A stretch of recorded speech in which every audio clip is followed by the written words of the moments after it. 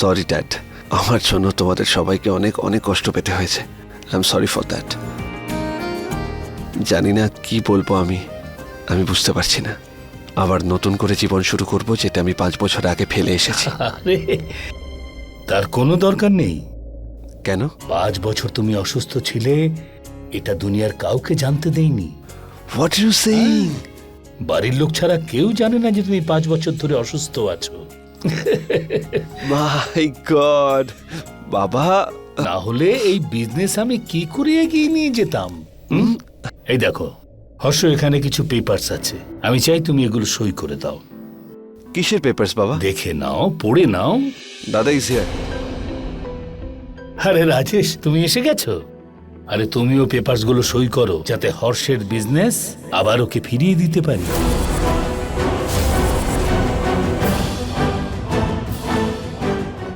বাবা কিন্তু হর্ষ, ও তো এখনো পুরোপুরি ঠিক হয়নি, ওর বিশ্রামের প্রয়োজন।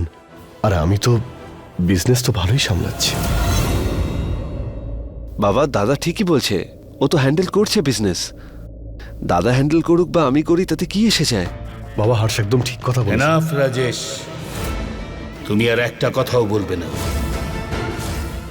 হর্ষ, এই যে বিজনেস, এটা তোমার, তুমি এটাকে দেখেছো, তুমি এগিয়ে নিয়ে যাবে, রাজেশ নয়।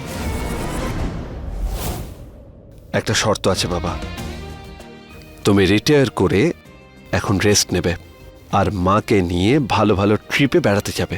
বিজনেসের সব ডিল বাড়ি থেকেই শুরু হোক। ডিল? তোমার সব কথা আমি মেনে নিচ্ছি। আই লাভ ইউ বাবা। I love you. I love you. Let's go, চলো। তোমার এই বিজনেস কি করে এগিয়ে নিয়ে গেছি সেটা দেখবে। আরে বাবা, আস্তে। হ্যাঁ,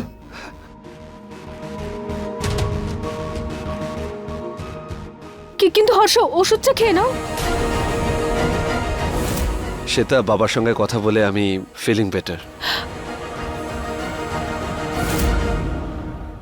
হর্ষ, তোমার বাবার কারণে তোমার মা আমার জীবন নিয়ে নেবে। কি করি আমি?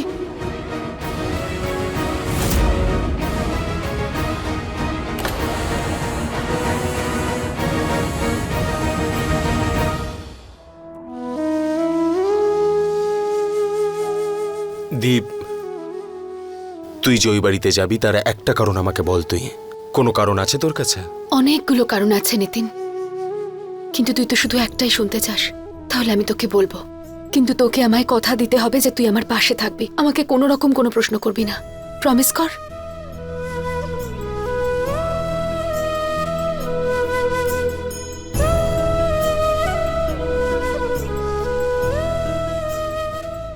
তুমি হর্ষ শাস্ত্রীর বউ, যদি তোমার গায়ে কেউ হাত দেয় না, তাহলে ঘুষি মেরে দেবো তাকে।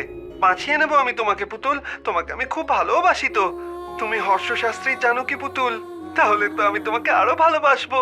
থ্যাংক ইউ হর্ষ, কথা দাও তুমি তোমার পুতুলকে কখনো ছাড়বে না। না, কখনো ছাড়বো না পুতুল। Pinky promise. তুমি পিঙ্কি প্রমিস খুব করো।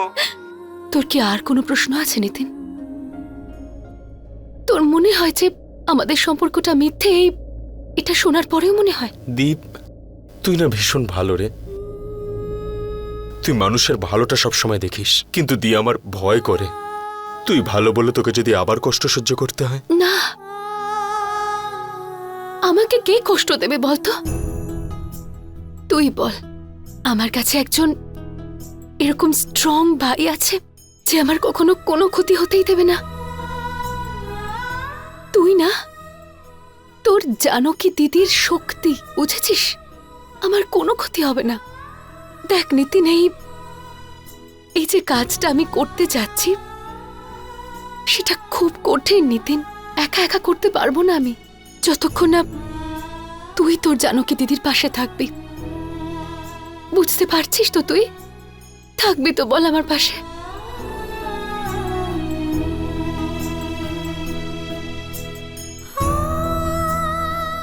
দীপ, আমার ভয় করে যদি তোর কোনো ক্ষতি হয়ে যায়।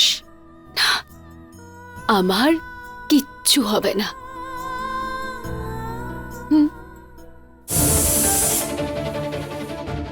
এই শ্বেতা তো মাথা খারাপ করে দিচ্ছে।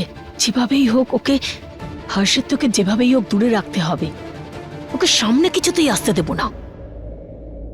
বৌদি, বৌদি তোমার আমাকে সাহায্য করতে হবে। কি হলো? বৌদি জানো কি, বৌদিকে আবার ফিরিয়ে নিয়ে আসতে হবে এই বাড়িতে, আর তোমার হেল্পের প্রয়োজন আমার। হর্ষদা জানো কি, বৌদিকে ছাড়া অসম্পূর্ণ। He just lost somewhere. Please বৌদি। শেখর ঠিক বলছে, কিন্তু শেখরকে আমার এগুলো বলা এখন উচিত হবে না যে হর্ষের প্রাণের ভয় আছে, কারণ ও তো এই ব্যাপার রিয়াক্ট করে দেবে আর হর্ষকে যে মারতে চায় সেও সতর্ক হয়ে যাবে। বৌদি, বৌদি, হ্যাঁ আরে কি ভাবছো তুমি? তোমাকে কিছু বলছি, শুনছো তুমি?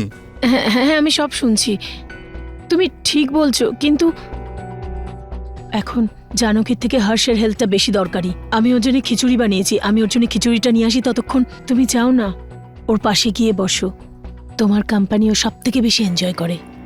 আমি খিচুড়ি নিয়ে আসছি। হ্যাঁ ওকে।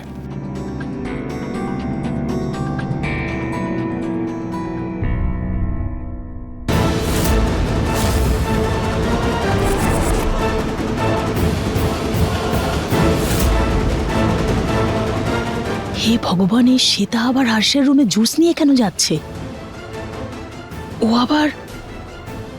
ও জুসে আবার কিছু মিশিয়ে দেয়নি তো? হে ভগবান। সবকিছু কত সুন্দর লাগছে তাই না? 5 বছরে কোনো কিছু পাল্টে যায়নি ভাই।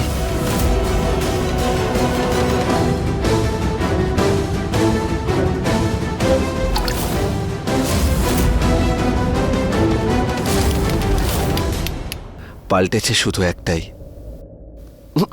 তুই। তোমার জন্য ওয়েট করতে করতে হয়েছে আমার? তা নয় তো কি, 5 আমার বছর কি কেন দূরে পাল্টেছে? চলে গেছিলে আমার থেকে? You are right baby.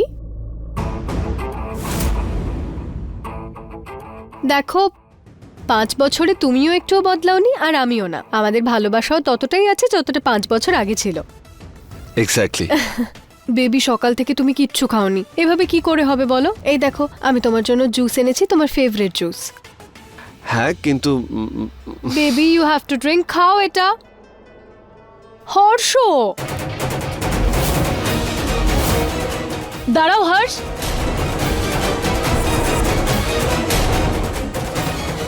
আরে বৌদি, কাম।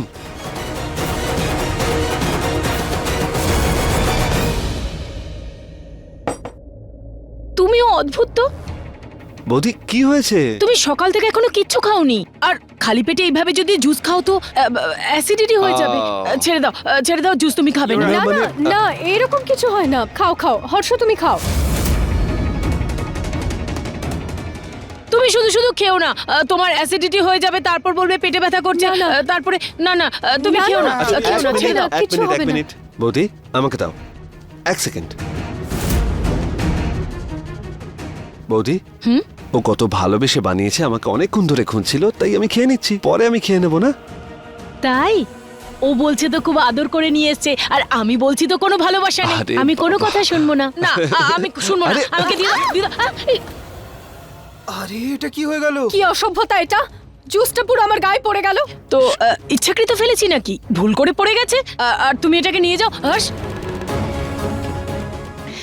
আমি নিজে হাতে বানিয়েছি। আরে তুমি আমার হাতে বাহ, খিচুড়ি ভালোবাসো না? দারুণ জুসে ব্যাপার। অ্যাসিডিটি হয়ে যাবে, তাই আগে খিচুড়ি খাবে, তারপরে জুস খেয়ে নেবে। খেতে আরে, যাবে? আমার জুস খাওয়ার ইচ্ছেই ছিল না, মানে আমি তোমার জন্যই খাচ্ছিলাম। অ্যাকচুয়ালি আই লাভ খিচুড়ি।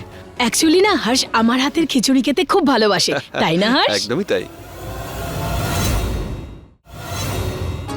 আরে আরে দাঁড়াও না। চলে গেল। চলে গেল। বৌদি ছুঁচোটা যখন বেবি বেবি করতে করতে আসে না, তখন মনে হয় যেন ওকে। শেখর, কি ভালো হতো বৌদি যদি এর জায়গায় এখানে জানো কি বৌদি থাকতো। আমিও সেটাই চাই শেখর। ভগবানের কাছে প্রতিদিন এটাই প্রার্থনা করি যে যত তাড়াতাড়ি সম্ভব হর্ষ আর জানকীকে আবার মিলিয়ে দিক, আর তোমার কথা যেন সত্যি হয়ে যায়। জানকী, জানকী দাঁড়া। মারে, ওই নরকে আর যাস না। বাবা প্লিজ, তুমি হাত জোড় করো না। এই হাত দুটো দিয়েই তোমার মেয়েকে ভালো করে আশীর্বাদ করো। বাবা, আমার স্বামী আমাকে ভুলে গেছে, আমায় ওকে মনে করাতেই হবে যে আমি আসলে কে। আমি ওর স্ত্রী, ওর পুতুল। প্লিজ আমাকে যেতে দাও। জানকী একদম ঠিক বলেছে, আমাদের ওর সংসার ভাঙা নয়, করতে হবে।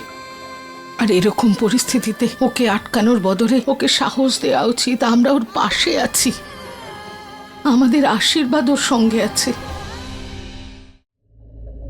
আয় মা, গিয়ে তো সংসার বাঁচা। কেউ আমার কথাটাই বুঝতে চাইছে না। তোমরা সবাই একজোট হয়েছো। বাবা, তুমি আর আমি যতই জানকী দিদিকে বোঝানোর চেষ্টা করি না কেন, কিন্তু আজও কিছুতেই বুঝবে না। সেই জন্য ওকে হাসি মুখে যেতে দেওয়াটাই ঠিক হবে। ও যা করতে চায় ওকে করতে দাও। দি, আমাদের সবার পক্ষ থেকে all the best. Thank you.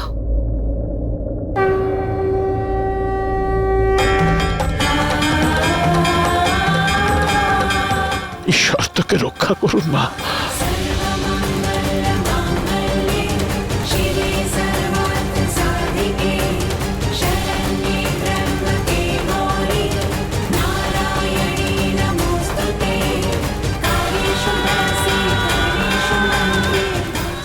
আমি আসছি হর্ষ, আসছি তোমাকে সব বিপদের হাত থেকে রক্ষা করতে, আমার স্ত্রী ধর্ম পালন করতে।